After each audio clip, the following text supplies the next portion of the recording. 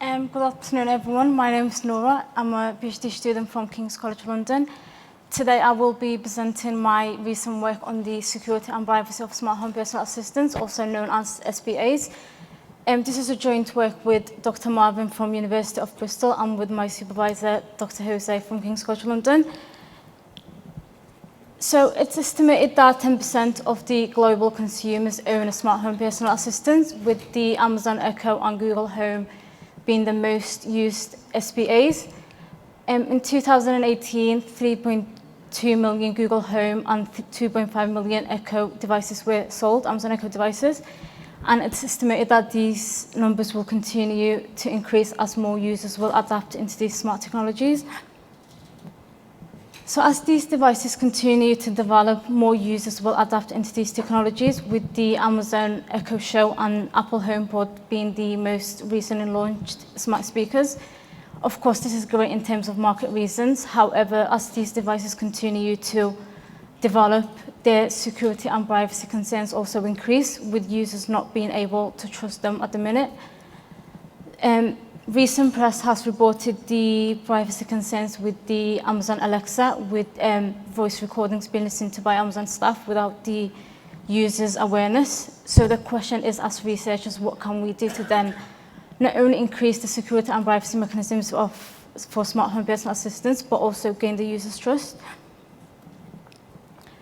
So smart home personal assistants, such as the Amazon Echo and Google Home, allow users to perform various of tasks, such as asking a simple question, to more complex tasks such as controlling and managing other smart home devices within the household. Users are able to set up third-party skills and control the other smart home devices within the household using the mobile application. However, these systems are not just smart speakers, they are part of a complex ecosystem. So in our study, we seek to understand users' perception of how they think the SPA ecosystem works by considering all the different components. So this diagram shows an overview of the smart home personal assistant ecosystem, the SPA ecosystem. So on the left-hand side, you can see the home, which consists of the smart speaker and the other smart home devices within the household. You can also see the cloud. So for example, once a user makes a request, such as asking a question, the data is processed by the SPA cloud provider. However, the process is slightly different when using third-party skills or other smart home devices. So not only is the data shared, not only is the data processed by the SPA cloud provider, but it's also accessible to other parties, such as the third-party skill provider, the other smart home device skill provider. So what we want to essentially understand if users actually know that their data is not only limited to the SPA cloud provider. So in our work, we seek to investigate users' understanding of the SPA ecosystem in terms of the data activity, so looking at the data processing, data sharing, data storage, and the SPA's capability to learn about the user. We also look at the user's lack of trust of one of the features, which is shopping. We've identified that majority of users were unable to trust this feature after we've studied the SPA ecosystem. We also identify SPA threats and what sort of threats users think that their devices are susceptible to. We discuss the coping strategies users implement to deal with the threats they've identified, and we finally present design implications for better security and privacy mechanisms for SPAs in the future. So in terms of our methodology, we've conducted semi-structured interviews with current SPA users. We recruited participants through a Prolific platform, which is an online survey platform, and internally within our university. We then conducted a pilot test to test our interview script and modify any changes before we did the actual study. In total, we've interviewed 17 Amazon Echo and Google Home users. So in terms of analyzing our data, we've followed a grounded theory approach. So once we've collected the data, then two researchers have gone through the findings and started identifying patterns and relationships between the codes, and we've created a code book. We've stopped the interviews having reached a saturation point. So SBAs can be used for various of tasks. So building skills, which consists of things like asking a question, checking the weather, checking traffic updates, to third-party skills such as connecting the SBA to Spotify, Uber, and other third-party skills. Using the SBA to control and manage other smart home devices within the household, such as a smart light, smart fridge, and all the other smart devices that users own. And finally, shopping, which is done via voice purchasing. So in our findings, we seek to understand user setup experience by looking at their experience in terms of setting up voice recognition, third-party skills, managing other smart home devices within the household, and shopping. We seek to understand the user's perception of the SBA ecosystem, looking at the data activities that we've discussed earlier. We look at the user's reasons for not trusting shopping, and we identify the SBA threats and the level of coping strategies users implement to deal with the threats. So in terms of SBA setup, we've identified that a majority of users have used their personal Amazon account on Google Home to set up the SBA, which has then direct link to their personal information, such as calendar, home address, bank details for the case of using shopping.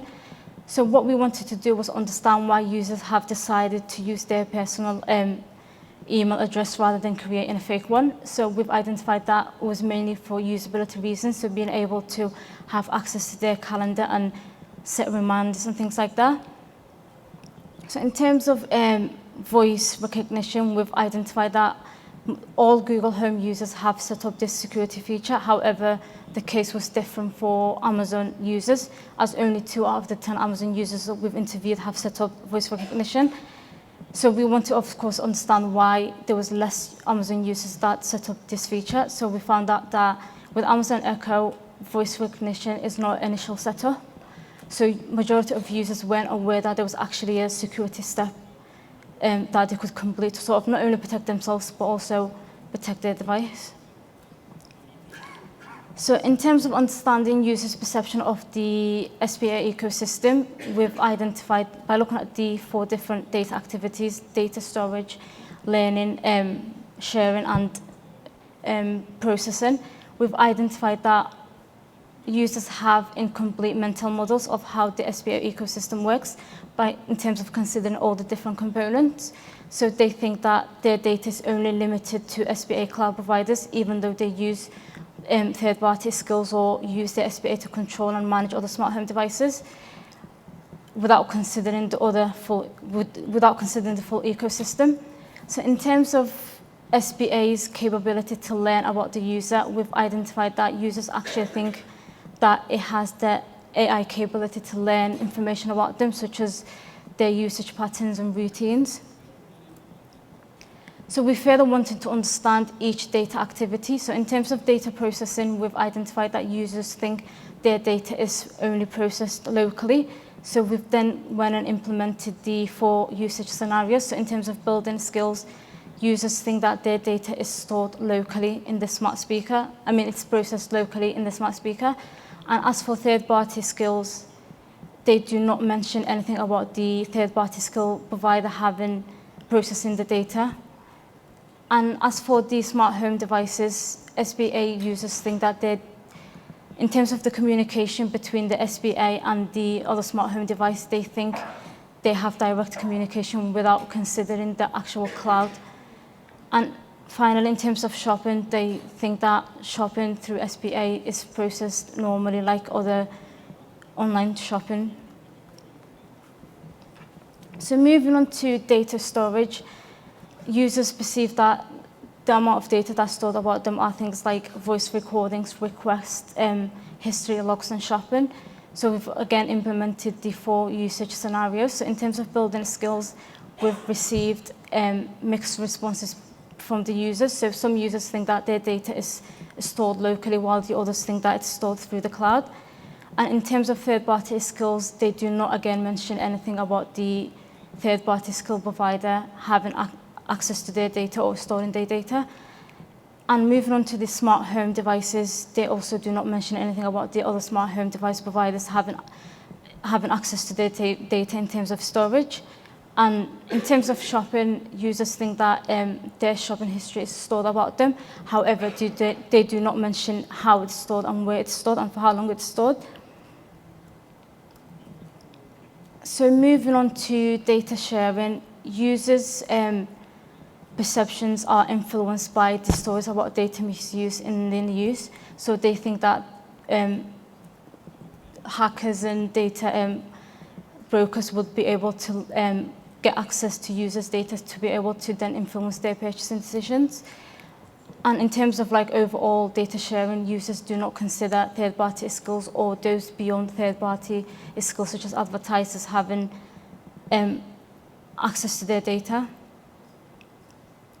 So finally, in terms of users' perception of the SBA ecosystem, we looked at the SBA capability to learn about the user. So users think that SBAs are able to learn things about them, so they describe it as a small brain and having the memory within artificial intelligence. They think that it can learn things about them, such as shopping habits, routines, and favorite musics and things like that. They also think that so in terms of like attitude towards the device being able to learn about users, we've received mixed responses. So some users think it's positive in terms of being able to learn personal information about them to sort of like in the future provide better recommendations. However, some users think it's a bit like in terms of security and privacy wise, like it's a bit scary. They describe it as being sinister, and being able to learn sensitive information about the user, like health symptoms, is not really a great thing. So, as I've mentioned earlier, shopping was one of the key features that we've identified that users, in terms of SBA users, do not trust. And we wanted to understand their reasons for not trusting this feature. So we've identified that users don't trust shopping because of the lack of product feasibility. So with SBAs being voice automated, users are not able to, of course, see what they're purchasing. So and not having enough information about a product, they were sort of hesitant to use voice purchasing. Another reason was not being able to see how the payment is processed. So with traditional online shopping, you're able to see when the payment is authorized, but with SBAs, you can't really see that. So that was another reason why users didn't fully trust this feature. And for the case of Amazon Echo, most users do not trust this feature because they think people are able to hear their voice code out loud. So with Amazon Echo, every time you want to process a payment, you would have to say out loud 4 voice digit code.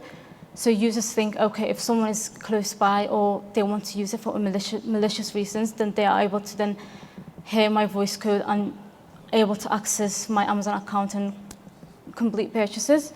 And finally, another reason, the last reason, was not having enough vendors to purchase from. So users would avoid using shopping in general. So we wanted to sort of understand users' understanding of what they think their devices are susceptible to in terms of security and privacy risks. So we identified these into 2, threat agents and threat types. So in terms of threat agents, users think hackers, government, and data brokers would be able to target SBAs in the future so that they are able to gain unauthorized access to users' data and use it for whatever malicious reasons that is. And in terms of threat types, unwanted listening was the most threat identified by users, and the reason being with SBAs being voice automated, they think, okay, people are able to like hear what conversations users are having with the device and sort of like use it for whatever reasons they want to use it for. So to cope with the threats we've identified, users implement non-technical coping strategies. So they would turn off or mute the device so that people are not able to hear their conversations. They will disable certain features such as shopping, so that, but then even though they disable certain features such as the shopping, they will still use the SBA to create shopping lists and complete the purchasing order using other devices. And another key thing that we identified where some users were unable to actually know what to do to protect themselves. So when we asked them, like, okay, what would you do to like make sure your device is safe? They would say, okay, well, we can't install antivirus, so we don't know what to do. So that, of course, leaves those types of users into like future attacks. So to develop the security and privacy mechanisms for SBAs in the future, of course, better awareness and transparency mechanisms for SBAs is necessary. So in terms of with users not being able to understand how their data is managed by the SBA ecosystem, creating better awareness and transparency mechanisms would then allow them to sort of see what security and privacy features are there. So when creating security and privacy awareness mechanisms, we should consider factors such as how the information is delivered to the user in terms of the timing of the information, how it's delivered and how it's presented to the user. And when creating usable control mechanisms for SBAs, we should then, going back to the AI capability of the SBA, we should consider how we can use artificial intelligence to create personalized, intelligent mechanisms for users so that we have better data access management policies that are unique to different users. And finally, voice recognition, having that as an initial setup would allow users to sort of know that there's these security features that exist. So with Google Home users, they were able to complete it with no problem. In terms of Amazon Echo users, they weren't able to actually know that there's this type of security feature that exists. So having that there would then not only increase the security of SBAs, but also allow users to protect themselves in the future. So finally, in terms of gaining users' trust in terms of shopping, providing more information about a product and having more vendors would allow users to gain a bit more trust in shopping, and having voice recognition as an initial setup for Amazon Echo would avoid Amazon users having to repeat the voice code every time they want to purchase. So that's it from me. Any questions? I'll be happy to play.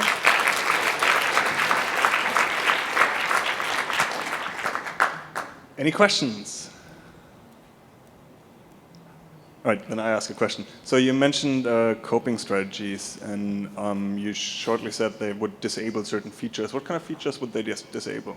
Yeah, so the main features that we found that users would avoid using would be the shopping feature. So although they did not trust this feature, they would use it for, they would use shopping to like create shopping lists, but they wouldn't go through with this full process of purchasing it. So they will disable with the voice code with Amazon Echo and the voice purchasing completely because they didn't trust it.